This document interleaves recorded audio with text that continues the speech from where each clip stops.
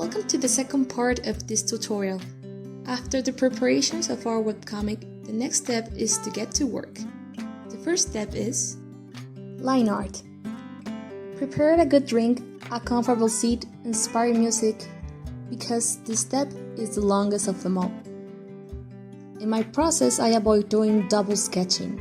That is, refining the first sketch by making another sketch and then line art. Due to the time constraints, I try to work as quickly as possible. If the panel is not too important or challenging, I can do the line art directly.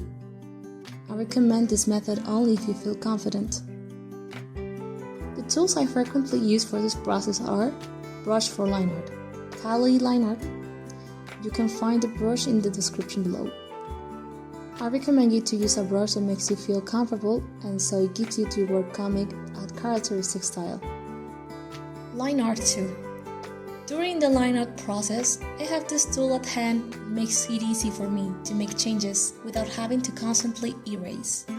First, using the grid eraser is very helpful because it doesn't change the size of the line art brush I'm using, so I can switch between the black line art and the eraser. 2.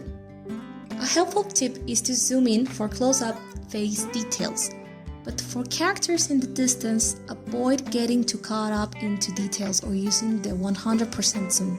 This will allow for more optimal drawing, and you won't spend too much time on each detail or correcting dimensions.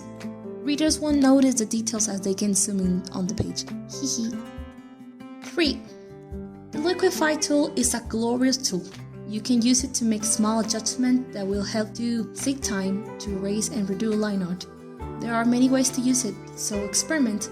I recommend not overusing it because it could compromise the quality of your line art. Remember, only use it for small adjustments. 4. The lasso tool is also very useful. I usually use it to select certain areas. I can modify them with Ctrl+T, enlarge the size, rotate, and even stretch the selected areas by holding Ctrl and dragging a point. It's very useful for facial expressions, removing arms, hands, and eyes. The sky is the limit. Step 2. Coloring characters and backgrounds. Basically, I follow the same process for coloring characters and background as I do for illustrations, although my team helps me with this process. First, we start with the distinct skin base for all the characters. 2.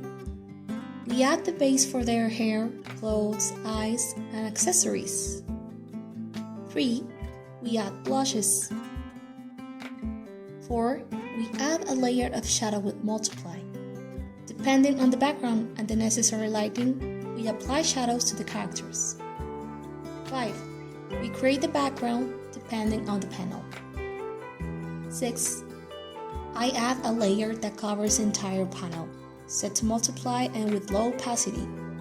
We call it environment and it integrates everything. 7. And finally, we add particles or special effects. I really recommend following the same order for all the panels so that you don't have to change brushes or processes too much, as it's easy to overlook details. Following an order is better. And so, we repeat the process with the other panels. Hehe. These steps for coloring and backgrounds are thanks to my team of assistants. If you have help with your comic, it will be a relief for you as the creator of everything. In my case, I focus on creating the line art, proposing the colors, backgrounds, and instructions for each chapter. And based on this, the artists find their inspiration. After they complete their processes, I review, correct, and approve the chapters. The important thing is to maintain the style and quality of the comic. With everything of this done, we will have a chapter done. Yes, 1. Step 3. Exporting the comic. Now it's time to export it for Webtoons. First of all, I make sure to give it a read-through, as if I were a reader, so that I can catch any details such as spelling errors, issues with line art, or any missing details. You never know what you might find, so it can save you from a lot of trouble. Since the tutorial is about my process, I will explain everything as the original author of Webtoons. When we finish a chapter, I proceed to export all the strips as Photoshop files. One important detail is that only in expert version of Clip Studio you can export the PSD, with all the text layers, each strip at the same time. Step 4. Post-process. This is an additional procedure that we do, as this type of file is required for Webtoons. I imagine it's also useful for future translations or edition, or to provide content and resources for use in advertisement. So, in each PSD, we organize the layers into color-coded and named folders to keep everything nice and organized. Once that is done, I duplicate the folders that contain all the panel content, characters, and background, and I combine everything into one general image. I only go through this process once I'm sure that I will need to make sure any changes or modifications. Then, with the general image, I add noise effect to give the comic some texture and a certain style. Sometimes I also desaturate the panels, but if I do, it has to be done uniformly across all the strips to avoid any sudden changes in color. A tip for the panel footer and header is to make them either white or black. This makes it easier, at least for me, to manage the fact that there are no abrupt cut or strange lines between strips. To do this, I just use a texture brush to paint the top or bottom black or white. This is done after applying the noise filter, and that's how we complete the post-processing of the chapter.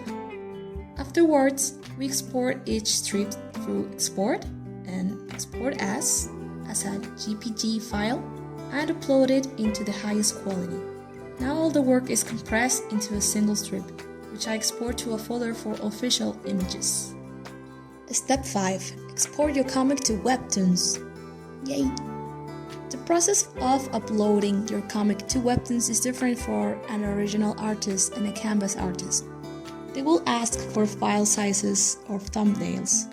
In my case, I don't need to create thumbnails, but I do need to send the strips cut and in a certain size because Webtoons doesn't allow original files, because they are too heavy. Therefore, I have to crop and optimize them.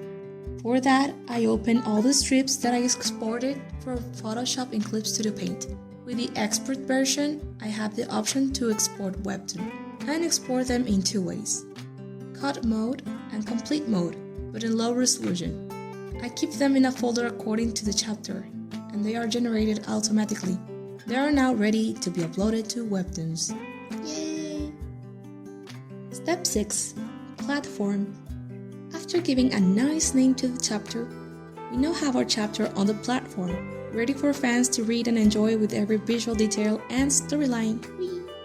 Before I end, I want to give you 2 important tips. The first is, if you want to make a webcomic, then do it. Don't hold back on your creative energy. Let it flow and express yourself. There are people who don't dare to do it out of fear or because they don't believe they are good enough. The second tip I want to give you is to prepare several chapters before starting to publish your webcomic, so that you can be consistent and have peace of mind while working on the other chapters without falling behind.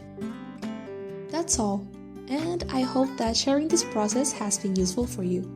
As you can see, it's not quick, and it's done with a lot of love and patience. I hope this inspires the creation of webcomics or even improves the process for those who are already doing it. So, without further ado, thank you all for your support and see you soon. Bye!